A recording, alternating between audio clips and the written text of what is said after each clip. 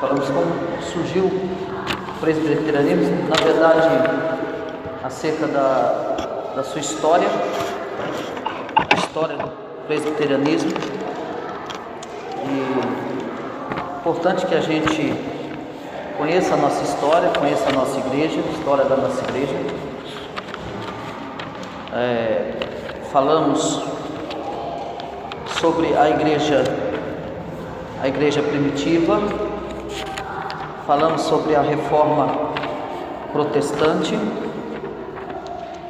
e o presbiterianismo.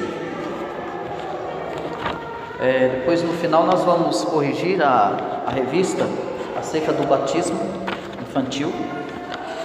Hoje nós vamos dar a continuidade acerca da história do presbiterianismo, ainda dentro dessa temática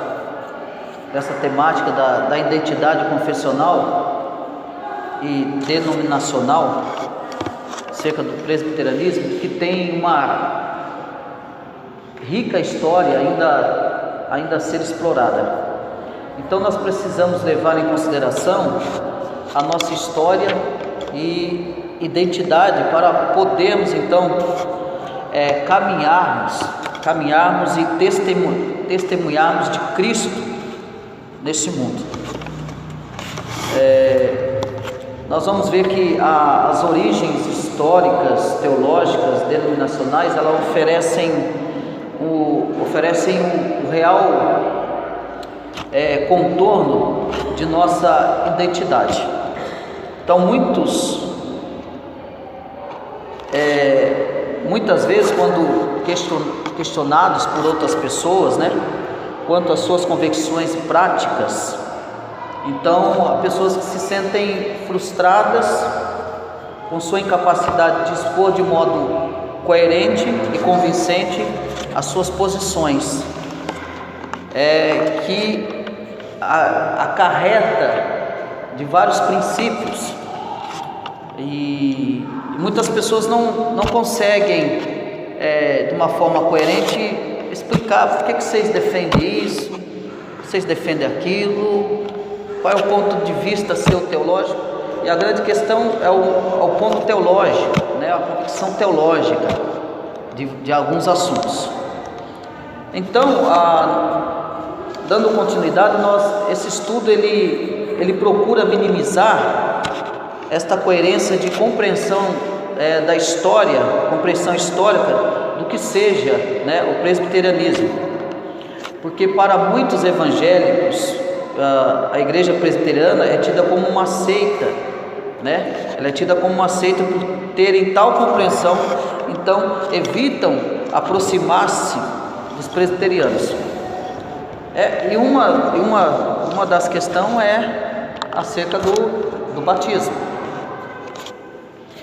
A outra questão, por que nós não falamos em línguas estranhas,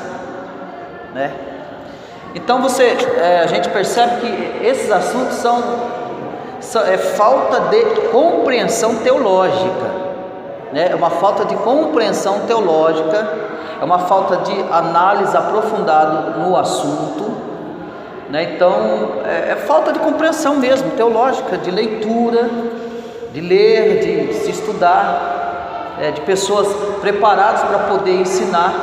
E aí aquilo que eu digo, a interpretação, ela é muito forte na questão da leitura da Bíblia, a interpretação, o português, os seus adjetivos, seus verbos, seu singular, é muito importante na leitura da Escritura, porque qualquer descumprimento dessas regras de português, lendo a Escritura, eu posso cometer uma grande heresia. Eu posso cometer um grande erro. Infelizmente, muitas pessoas têm cometido grandes erros por causa disso, Então, aí talvez você vai falar assim: mas por que tem outros lugares que são aceitos? Não, porque aí são comprovadas biblicamente, teologicamente mesmo. Aí não é equívocos, não é erro de teologia, mas ela é interpretada corretamente. A Bíblia interpreta a própria Bíblia. Então, no estudo a gente vai ver que há vários erros. Então, a presbiteriana, por N coisas, ela por alguns, por falta de compreensão, por falta de entendimento, tem como se fosse uma seita, mas não é. Então, nós falando sobre o presbiterianismo, a primeira coisa é de onde viemos, né? De onde viemos? Então, os presbiterianos, ela tem origem bem antiga, né? A igreja presbiteriana, ela pertence como nós falamos, ela pertence à tradição reformada, ou seja, a sua origem está vinculada à chamada da reforma protestante. Então, ela tem uma origem antiga, né? Isso nós lemos a semana passada, falando como surgiu o presbiterianismo, e hoje nós vamos falar acerca do presbiterianismo internacional, que ele está aí na lição número 8, que eu vou falar, está dentro da lição número 8, a Igreja Presbiteriana do Brasil. Então nós vamos começar vendo e estudando a ideia do presbiterianismo no mundo afora, né? E ele está baseado aí na lição 8, Então, é claro que devemos considerar primeiramente, nas páginas da Escritura, que aprendemos que na palavra de Deus, que o sistema de governo por meio de presbítero começa desde os tempos do Antigo Testamento. Então, o sistema de governo que a presbiteriana tem, ela é um sistema de governo bíblico, ela não está fora da Bíblia, e ela vem desde os tempos do Antigo Testamento, esse sistema de governo presbiteriano, e que é bíblico, e que vem que começa pelos presbíteros, e a gente vai ver mais para frente que isso aconteceu na época de Moisés. Isso aconteceu, eles estavam lá, né? Então, o sistema de governo, ele já inicia biblicamente. Se alguém dizer, falar assim, mas o sistema de governo seu é da onde? É bíblico, é biblicamente. E nós vamos ver na questão de Moisés, quando Moisés ele é chamado para liderar ao povo. E você pode abrir a Bíblia para mim, Êxodo 3,16. Quando Moisés é chamado para libertar o povo, ele já encontra na comunidade de Israel. Quando ele é chamado para libertar o povo, quem que ele encontra lá? Ele encontra os presbíteros como os dirigentes do povo. Lê para mim Êxodo 3,16. Opa, ajunta quem? Os anciões.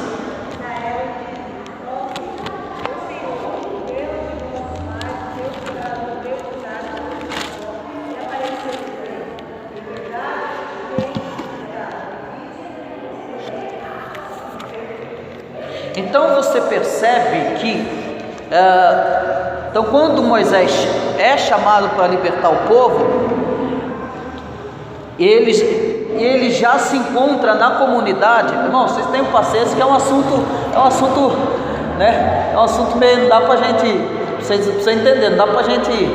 Então você tenha paciência, que é aqueles assuntos meio, né, que você vai levando, né? Não é muito. Então, quando Moisés ele é chamado para libertar o povo, ele já se encontra na comunidade de Israel. A comunidade de Israel já se encontra e já tem os anciãos lá.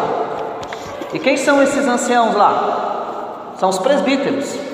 Os anciãos ali são os presbíteros que já se encontravam ali, né? Ele diz assim: ajunta os anciãos, ou seja, ajunte os presbíteros de Israel, o Senhor, o Deus de vossos pais, o Deus de Abraão, o Deus de Isaac, o Deus de Jacó, me apareceu dizendo: em verdade vos tenho visitado e visto que vos tenho sido feito no Egito. Então a gente já vê essa forma, né? Já vê esse sistema de governo no Antigo Testamento, iniciado como os anciãos ou os presbíteros, que são considerados depois, nós vamos ver no Novo Testamento, como presbíteros, o ancião, presbíteros, né, que são da mesma ligação. Então a gente vê isso já, esse sistema, no Antigo Testamento. No Novo Testamento,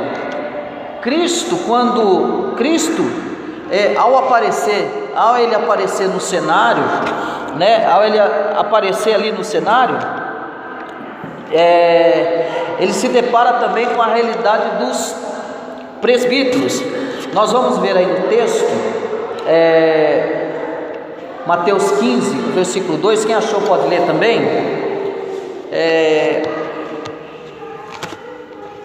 Nós vamos notar nesses textos aí, lê para mim o que vai dizer aí. Mateus 15, 2.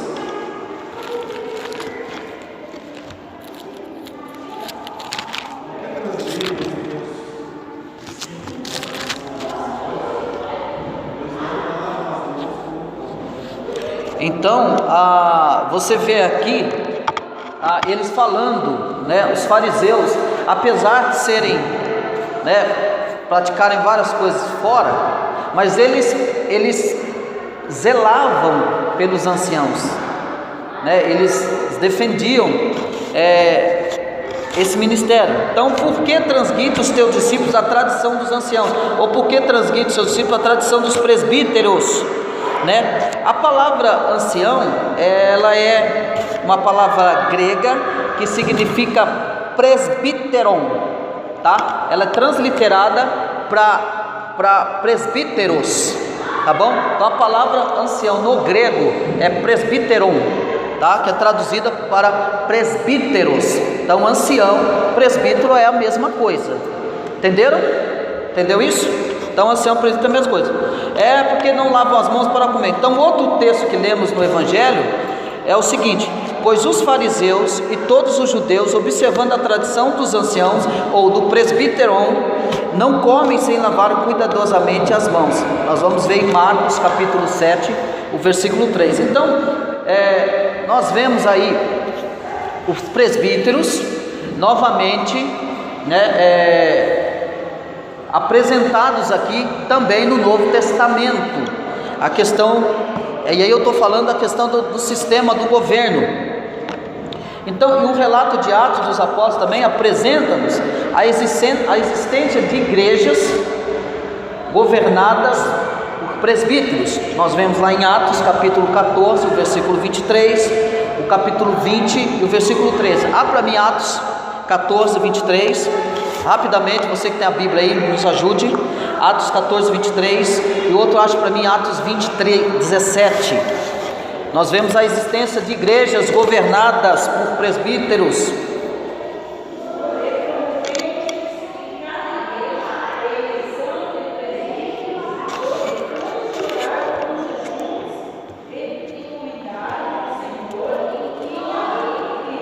Isso, Atos 20, 17.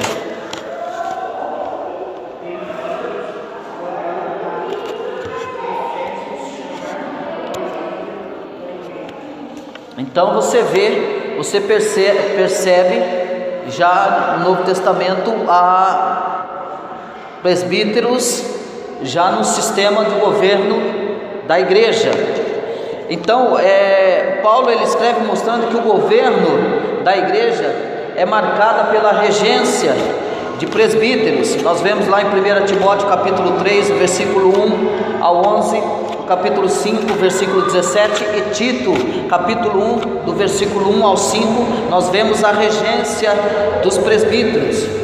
Então nós vemos aí esses sistemas de governo que se iniciou, né? Por isso que a igreja deu o nome presbiteriana, porque é composta por presbíteros, por isso que ela é chamada presbiteriana. Nós falamos isso a semana passada.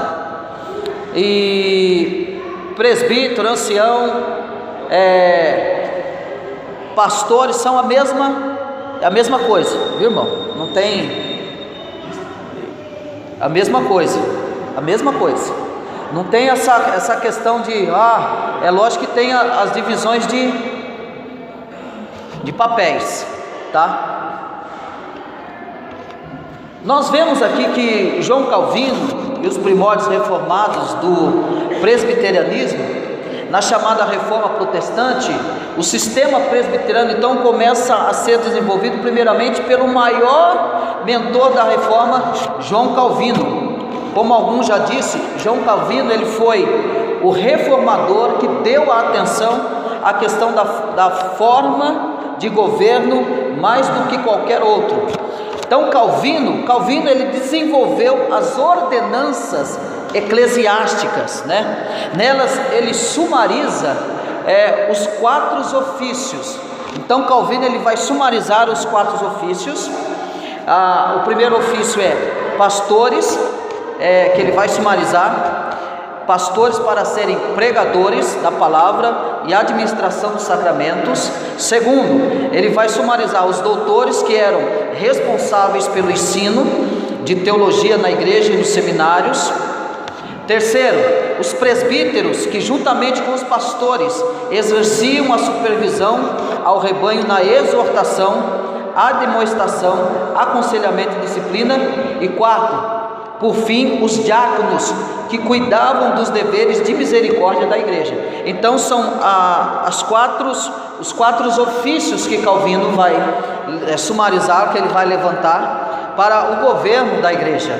São os 4 ofícios. Então pastores, qual o primeiro? Pastores. Segundo, presbítero. Terceiro, isso, pastores, doutores, presbíteros e diáconos. Então são o que Calvino desenvolveu como ordenanças eclesiásticas, é o que ele desenvolve. Então notemos que o governo ficava principalmente nas mãos do consistório, como uma espécie, ou seja, uma espécie de conselho, que era formado por 5 pastores de 12 leigos, que recebiam o nome de anciãos, ou seja, nome de presbíteros. Em outras palavras, Calvino ele restaura o governo presbiteriano para a igreja local. Também vemos John Knox, o pai do presbiterianismo, John Knox. O segundo personagem que merece também destaque entre os presbiterianos é esse escocês, John Knox. Knox ele foi o discípulo de Calvino, tá? Ele foi discípulo de Calvino quando durante o seu exílio em Genebra. Então, durante o seu exílio em Genebra, Knox foi o seu discípulo, foi treinado, foi ensinado por João Calvino. Knox, quando na época do seu exílio lá em Genebra. Então Knox ele se refugiou-se naquela cidade e motivado por Calvino assumiu o pastoreado de uma igreja de refugiados ingleses. Então a Genebra de Calvino foi uma relação para Knox, e ali ele encontrou o governo e a disciplina presbiteriana das igrejas, códigos morais aplicados pela igreja, ordem e paz na sua direção. E na igreja de Genebra, Knox introduziu a ordem do culto, introduziu subsequentemente, quando voltou para a Escócia, a qual tem sido usado desde aquele tempo, então na igreja da Escócia, como seu livro de ordem oficial. Então, no desenvolvimento da eclesiologia de John Knox, definiu-se que em cada igreja elegiam-se presbíteros e também o ministro, mesmo que este não pudesse ser empossado antes de ser examinado pelos demais ministros. Então o livro de disciplina da igreja, o livro de ordem comum e a confissão escocesa foram os pilares pelos quais Knox construiu sua nova igreja.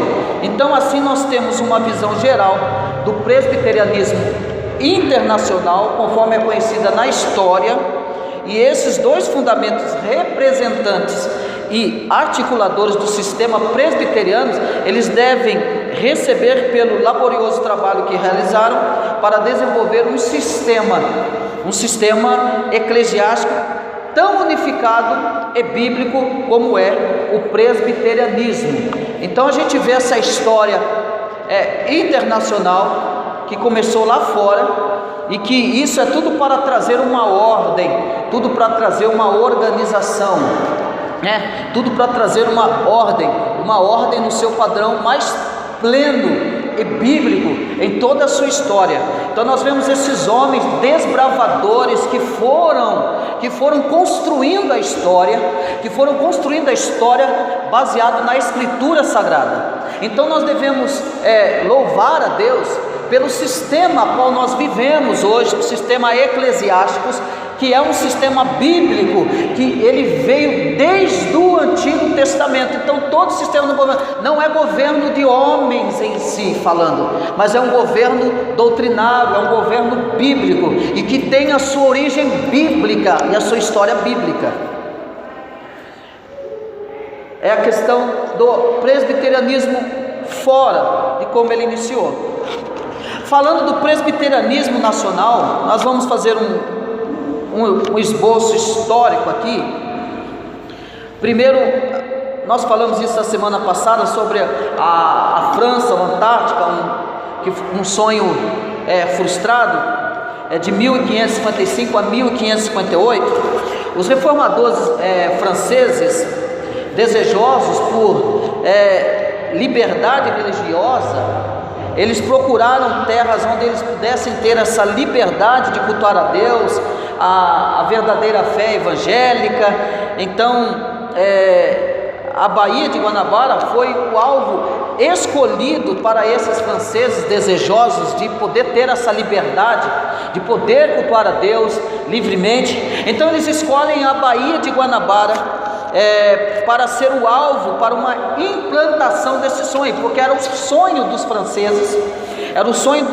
franceses, de ter essa liberdade.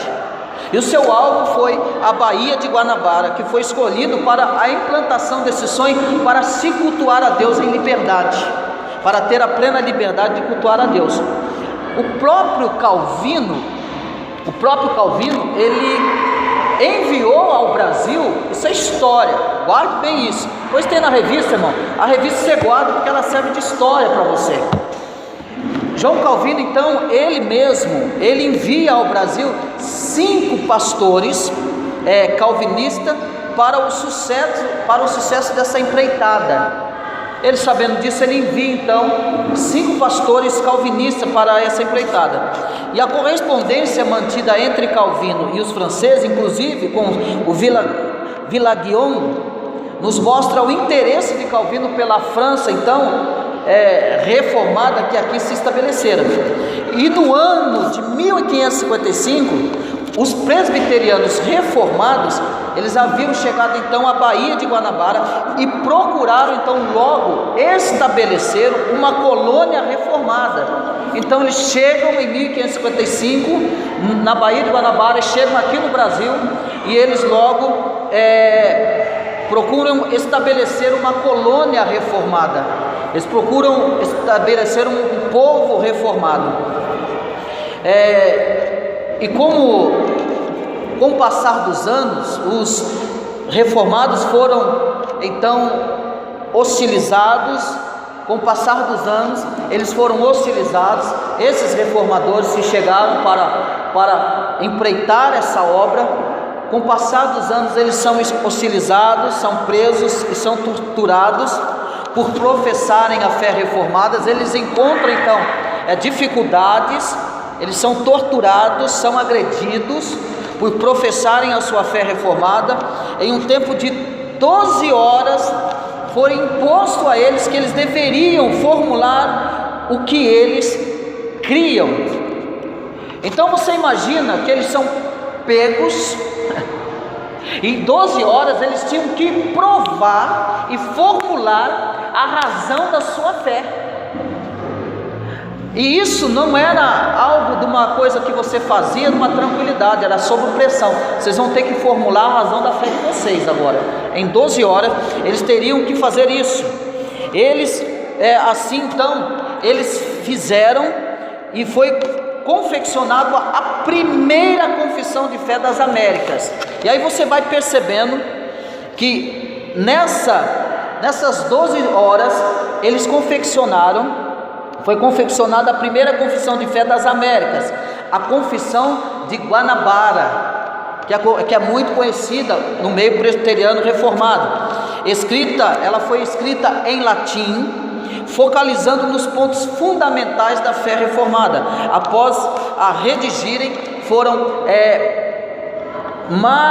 martirizados. Após 10 anos, João Polés, conhecido como o Jacques de Lebalur, o quinto calvinista que havia fugido, que era desses calvinistas que vieram, o quinto calvinista que havia fugido, ele foi encontrado pelo padre Anchieta e executado pelo mesmo. Então o padre Anchieta o encontrou e o executa, esse quinto calvinista, que é chamado de Jacques Lebalur. Eu não sei falar muito inglês, mas tá tudo bem, vocês estão entendendo aí, você sabe que é estrangeiro, né? E ele foi encontrado pelo padre Anchieta, executado pelo mesmo. Imem de Sá e Estácio de Sá, eles conquistaram o Forte Coligny, e assim o calvinismo presbiteriano foi sufocado no Brasil. Velágio ficou conhecido na Europa como o Caim das Américas, pois havia traído os propósitos calvinistas. Então ele mata, ele aniquila, e aí é sufocado no Brasil então esse movimento reformado, né? E esse camarada é conhecido como Caim das Américas, porque havia traído os propósitos calvinistas. Então você vê a grande história, né? Você percebe o grande sofrimento desses homens, né? Para que chegasse até nós, né? O conceito reformado, né? As verdades centrais do Evangelho. Você percebe que homens perderam a vida para que nós tivéssemos isso hoje. E a gente não pode olhar para toda essa história e fazer vista grossa. A gente temos que valorizar a nossa história. Nós temos que valorizar e louvar a Deus pela vida desses homens que marcaram a história. Houve história aí atrás, houve pecas aí atrás, torturas, né? Para que nós pudéssemos hoje sermos enriquecidos através da sua palavra. Também a Holanda, a presbiteriana no Nordeste, de 1630 a 1654, a segunda tentativa agora é na Holanda. A primeira foi com os franceses na Baía de Guanabara, e agora a Holanda, a presbiteriana no Nordeste. A segunda tentativa, igualmente frustrada de se estabelecer o presbiterianismo em solo brasileiro, foi em Pernambuco. Em Pernambuco também foi a tentativa frustrada de se estabelecer. A invasão holandesa trouxe o calvinismo da Holanda para o Brasil sob a liderança do conde Maurício de Nassau. E nesse processo se instalou igrejas reformadas presbiterianas por todo o Nordeste. E deu-se então a liberdade de culto aos judeus, católicos e índios, bem como se fez a tradução do catecismo de Hildeberg para a língua tupi. E organizou-se igreja, conselhos e consistórios, chegando até a haver um sínodo. Mas muitos não estavam desejosos de ter uma nação protestante. Então surgiu revoltas, tais como a Batalha dos Guararapes, onde os holandeses foram expulsos, né? E desta forma, mais uma vez, a presença calvinista foi ofuscada e apagada do solo brasileiro. Então você vê mais uma vez a segunda tentativa de se estabelecer, né, a igreja nos solos brasileiros, mas mais uma vez a presença calvinista ela foi ofuscada e apagada no solo brasileiro, porque eles não eram desejosos por uma nação protestante, tá? Eles não eram desejosos. Então ela é findamidada. E aí agora nós vemos o estabelecimento do presbiterianismo brasileiro. O historiador oficial da Igreja Presbiteriana do Brasil declara que a implantação estabilização da obra presbiteriana no Brasil resultou dos esforços de igrejas norte-americanas que ao longo de muitas décadas fizeram enorme investimento de pessoal e recursos em muitos pontos do território brasileiro. Esses esforços resultaram posteriormente no estabelecimento por definitivo da presença presbiteriana neste país. Então, a Assembleia Geral da Presbiteriana nos Estados Unidos, em maio de 1859, aprovou a nomeação de Ashbel Green Simonton, de 26 anos, para explorar o território e verificar os meios de atingir com sucesso a mente dos naturais da terra e testar até que ponto a legislação favorável à tolerância será mantida. Se Simonton fizesse um relatório favorável à missão, seria ampliada pela sociedade. Em 12 de agosto do mesmo ano, Simonton desembarcou no Rio de Janeiro. Seu cunhado Alexandre Blackford chegou quase um ano depois, e Francis J.C. Scheider no final de 1861, e o trabalho então desenvolveu e cresceu para a glória de Deus. A igreja então presbiteriana do Brasil é uma das igrejas que tem em sua confissão de fé e catecismo de Westminster respaldada pela Escritura e tida como uma igreja do ramo das famílias reformadas. Então, nós temos como a nossa confissão de fé o Catecismo de Fé de Westminster, que está a nossa confissão de fé, que é esse livro aqui, que está baseado na nossa confissão de fé. Eu vou aconselhar você que adquira esse livro do Mundo Cristão. Tem esse aqui também, que é o Breve Catecismo de Westminster, e tem o Maior Catecismo de Westminster. É muito bom. Algumas igrejas, o Maior Catecismo, ele é grande assim, ele é preto, capa dura, ele é grande, geralmente ele é dado como ensino para criança, tá? As igrejas presbiterianas geralmente usam o Catecismo Maior, que é um livro preto, mais ou menos desse tamanho, de capa dura, muito linda a capa, é muito linda a capa, e esse livro ele é dado às crianças, é ensinado como escola dominical para as crianças. É ensinado para as crianças. Então, nesse livro tem as nossas confissões de fé. Por exemplo, a primeira pergunta da confissão de fé do Westminster,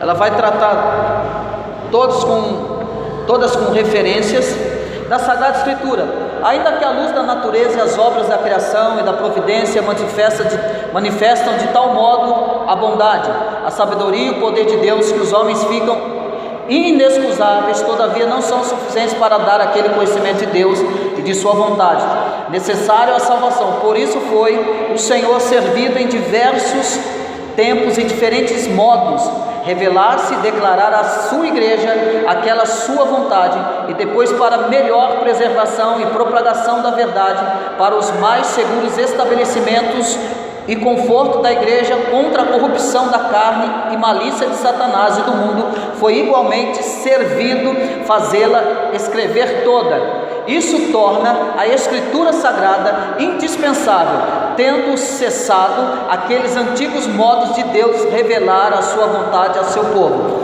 Essa primeira referência da confissão do Westminster, ela já está anulando aquelas lá do Novo Testamento, a questão das altas revelações, das profecias.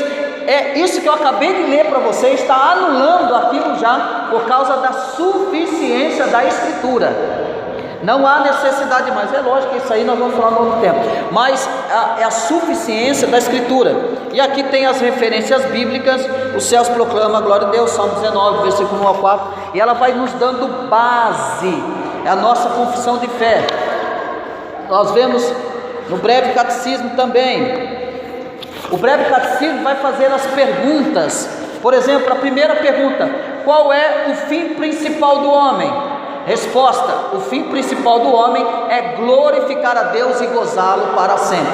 Então o Breve Catecismo é só de perguntas e é muito bom que você tenha, que você compre, é da Mundo Cristão, editora Mundo Cristão, é bom que você tenha isso, porque está aqui as nossas confissões, é onde a igreja presbiteriana se baseia. Aí aqui, sim?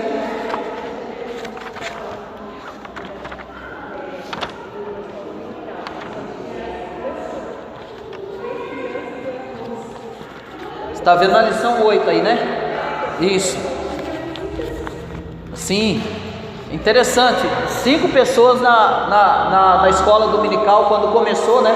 A primeira escola dominical, são 3 crianças e 2 moças, e uma moça chegou a fazer a confissão de fé. Ela fez essa confissão de fé depois de um tempo.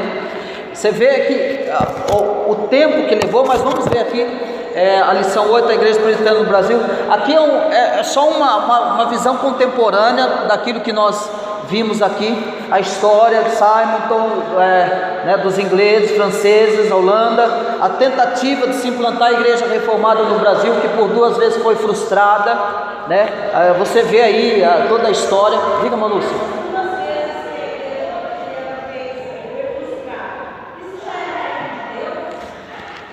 Tudo, não desistiram, tudo estava no governo de Deus, tudo estava no plano de Deus, né? Deus sabia o porquê, Deus sabia o porquê dessas 2 tentativas não dar certo, porque tudo estava no controle de Deus, e no momento certo ela aconteceu, ela foi fundida no Brasil, e hoje nós estamos desfrutando dela, né? Tudo isso, mas você vê que tem tudo uma história. É por isso que eu falo, isso aqui, esse livro é um livro que você tem que guardar de história para você, entendeu? Você não vai saber tudo aqui, é importante que você leia, releia, conheça mais essa história. Isso aqui é para você sentar, é livro de cabeceira isso aqui. Senta, leia, lê mais um pouco, vai lendo mais um pouco. Mas Deus estava no controle de tudo, tá? Ele estava governando tudo. Irmão Ageu também, não ajuda aí, Ageu. Ageu também, ele conhece um pouco da história aí, pode nos ajudar. Isso. 1555, isso. Correu no mundo.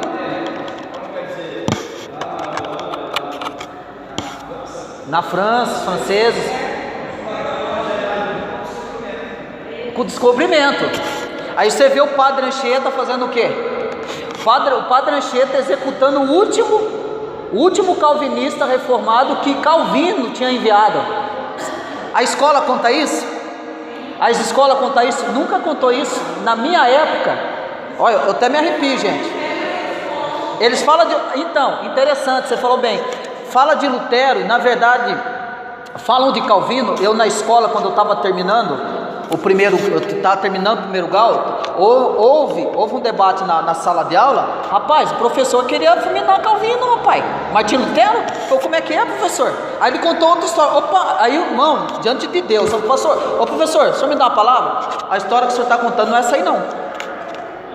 Não, tem uma outra história aí, de Martinho Lutero. O senhor está contando outra história de Calvino, não é essa história, não.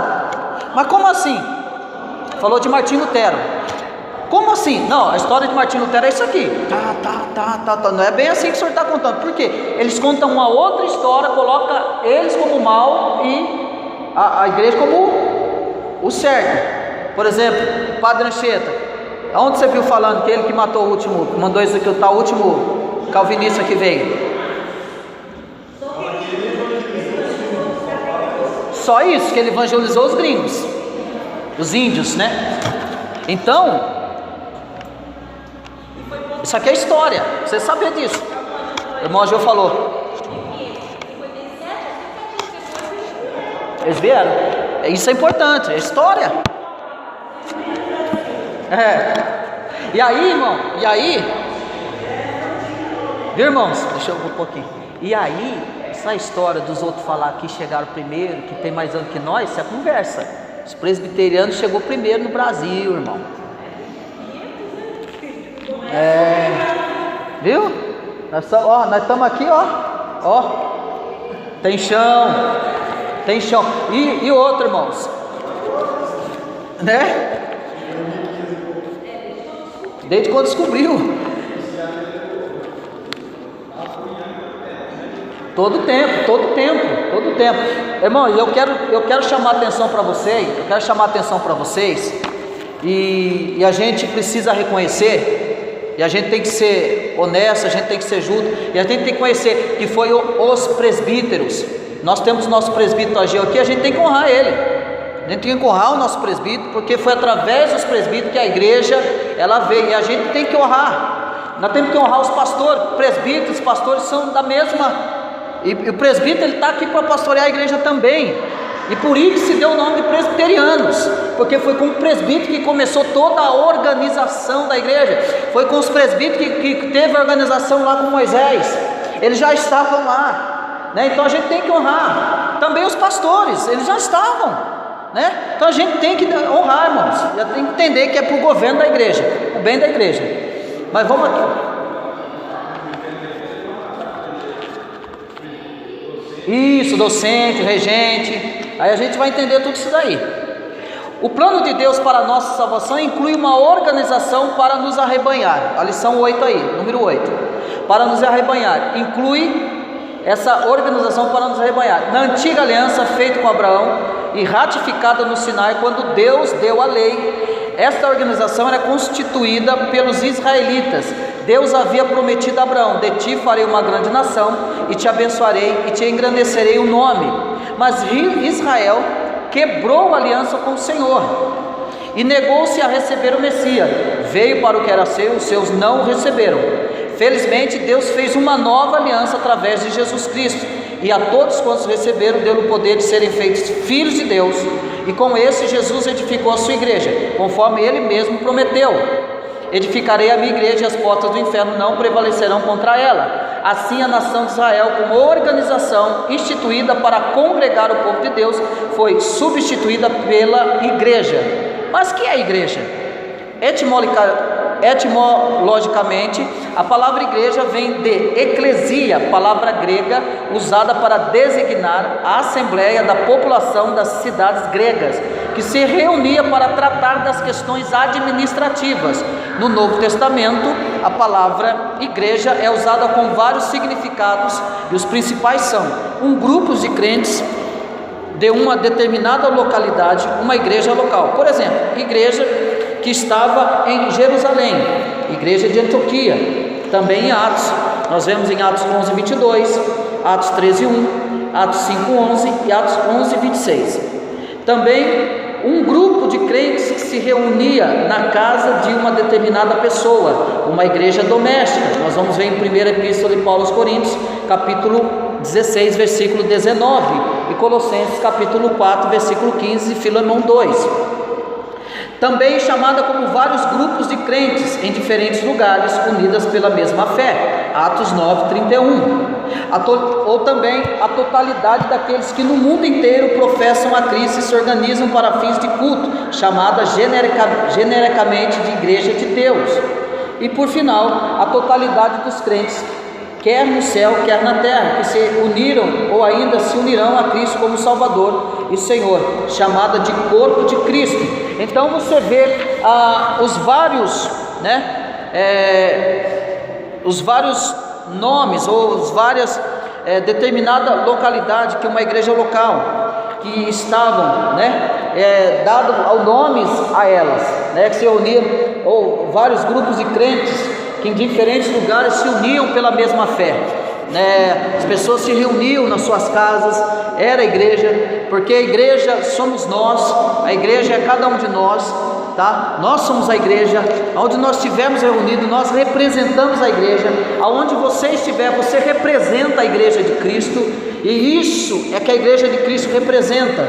Nós somos representantes da igreja de Cristo, somos o corpo, somos o membro dessa igreja, e o cabeça fundamental e principal é Cristo Jesus. Então nós somos conhecidos assim, por esse mundo afora, como pessoas que se reúnem para professar a mesma fé.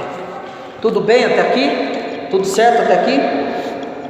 A história, então nós falamos da primeira tentativa, eu falei antes da história do presbiterianismo no nosso país, pelos franceses, Nós falamos aqui na página 83 da implantação do presbiterianismo em nosso país através do trabalho missionário que veio especialmente para evangelizar os brasileiros, né? E aí você vai na página 84, vamos aí na página 84, porque essa parte que nós falamos, na página 84 aí em 1863, olha aí comigo.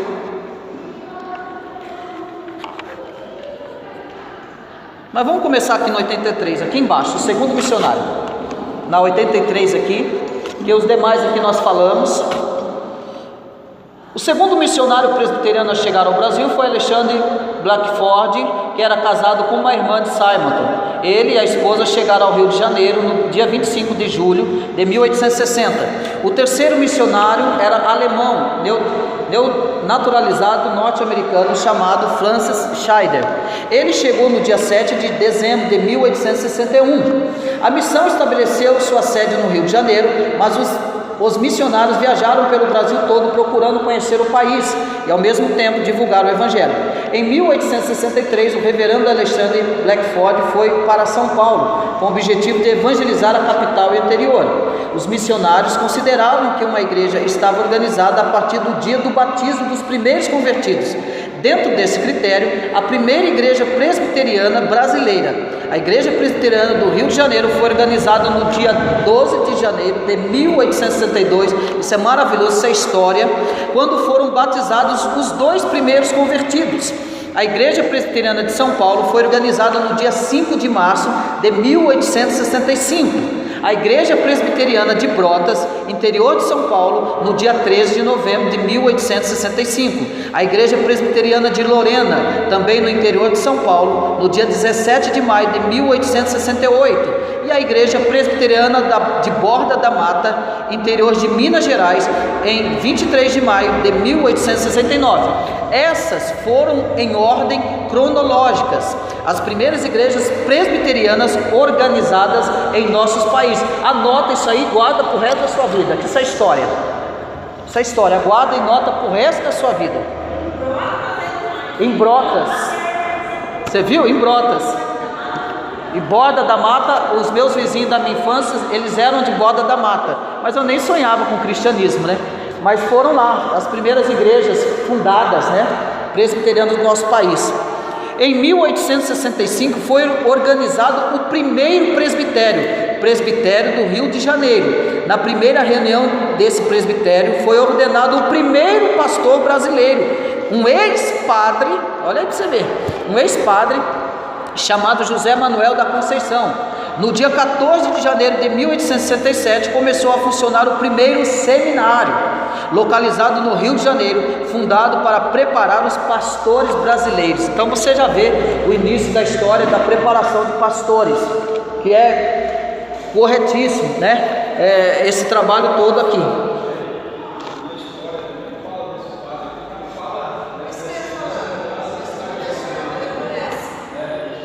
Na história não fala nada, não tem essa. Eu vou tentar pesquisar para ver se acha a história desse homem aqui. Vamos ver se eu consigo achar alguma coisa, mas não sei, às vezes não.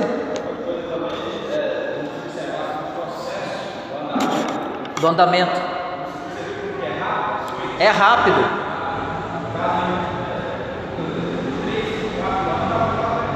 Organiza, Boa, Gil, boa que você falou agora. Aí você vê como que a gente demora hoje, né? É demorado demais, né? As organizações hoje, ela é lenta. O presidente da Geo pode dizer, tem igrejas aí que tem 10 anos que não foram organizadas ainda, irmão. É congregação ainda. Você acredita nisso? Muito mais, né? O irmão João disse pra gente, 20 anos, a igreja estava fazendo aniversário. Ele disse assim, viu, vocês estão comemorando o quê, né? Era congregação, não era organizada. 70 anos. Você acredita nisso?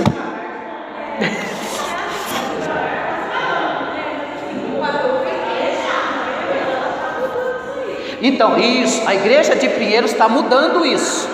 A igreja de Pinheiros está desbravando isso, porque ela está organizando muita igreja durante o ano. O ano de 2018, ela organizou muita igreja aí. Foi muitas igrejas organizadas, não só aqui no estado de São Paulo, mas fora do estado de São Paulo.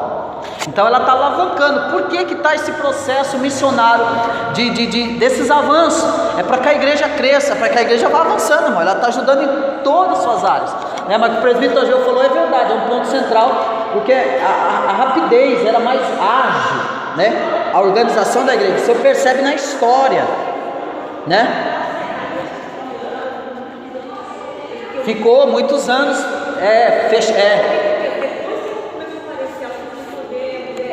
aí começou ela a aparecer.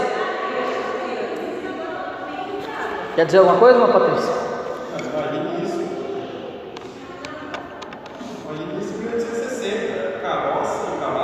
Mas então,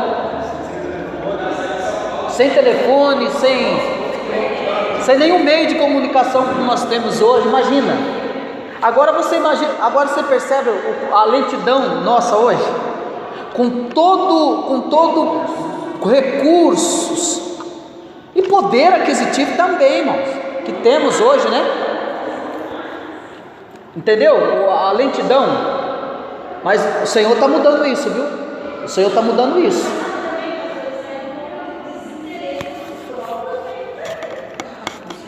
Também, vai julgar. Isso, irmã Lúcia, gostei. Agora eu gostei da sua frase. Não é só a liderança, é os membros da igreja também. Eles fazem parte. Porque parece que está entendendo, né, presbítero Ageu? Que nessa hora é só a liderança, né? Que é o culpado. Não é. Os membros também. Do seu interesse, né, de buscar a sua história.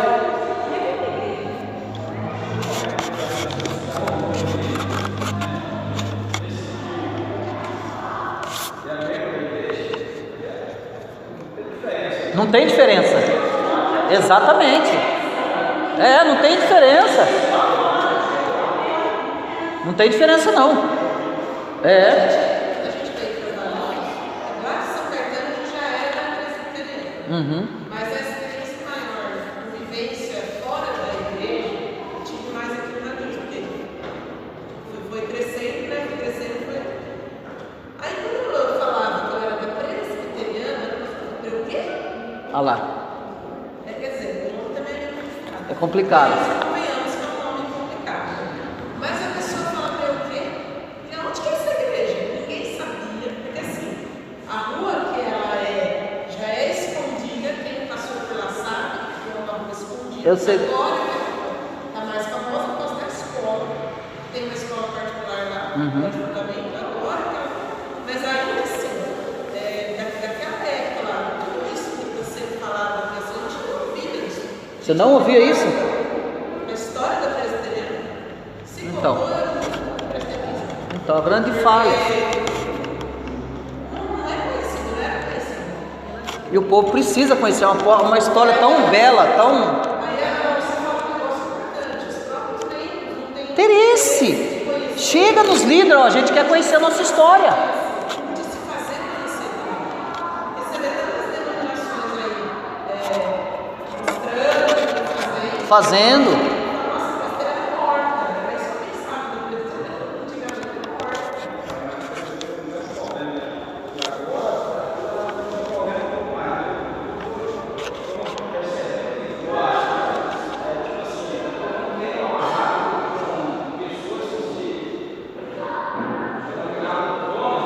Donos da igreja, certo?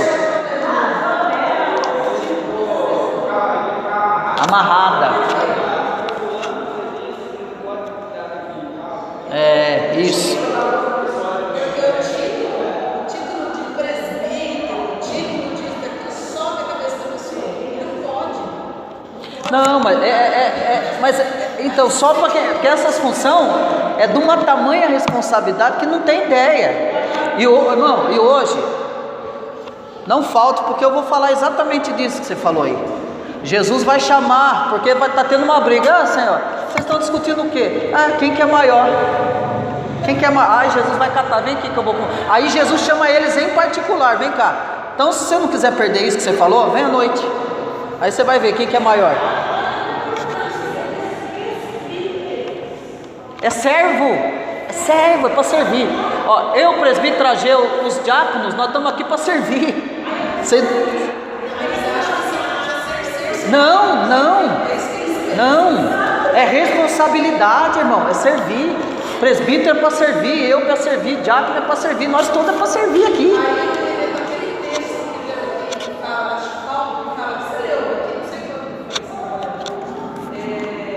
Qual é a função dos líderes da igreja? Ai deles, se algum desses pequeninos se desviar, porque eles estão ensinando errado, exatamente. Responsabilidade. Aí você tem que pegar isso. Então você vê toda a história, tem que ter interesse da igreja. A igreja precisa ter um interesse na sua história. Que nem a irmã Patrícia falou, presbiterianismo. Então você tem que estar, não, presbiterianismo. Mas de onde que surgiu? Não, surgiu de tal. Por que isso? Não, o nome surgiu porque são vários, foi composto por presbíteros tal. Mas de onde surgiu os presbíteros? Os presbíteros surgiu lá no Antigo Testamento. Lembra de Moisés? Lembro. Quando Deus chamou Moisés? Lembro. Então, quando Moisés já estava na comunidade de Israel, já havia os presbíteros. E aí você vai, irmão. Aí você vai contando a história. Você tem que saber da sua história, porque senão é onde você vai ficar, você vai travar. Não é, presbítero Ageu? Você tem que saber da sua história. Irmão, você não precisa ser expert na história, mas o básico você tem que saber. O básico. Guarde isso aqui, gente. Guarde isso aqui. Plastifica ou faz alguma coisa, mas não joga fora isso aqui não. Isso aqui é história, isso aqui é ótimo para você ter. Vamos lá, em 1865 foi organizado o primeiro presbitério do Rio de Janeiro. Na primeira reunião desse presbitério foi ordenado o primeiro pastor brasileiro, um ex-padre chamado José Manuel da Conceição.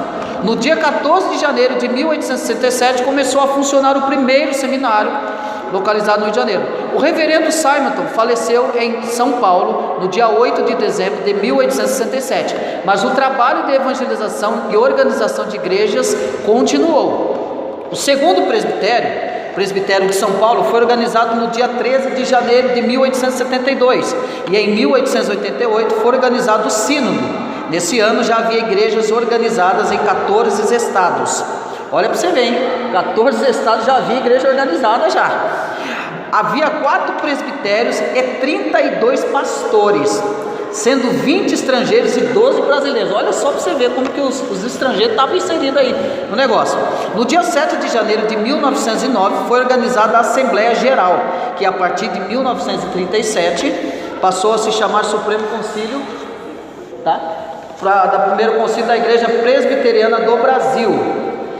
A Igreja Presbiteriana do Brasil adota como exposição das Escrituras, da exposição das doutrinas bíblicas, a Confissão de Fé do Westminster. Isso aqui, irmão, que eu trouxe para vocês.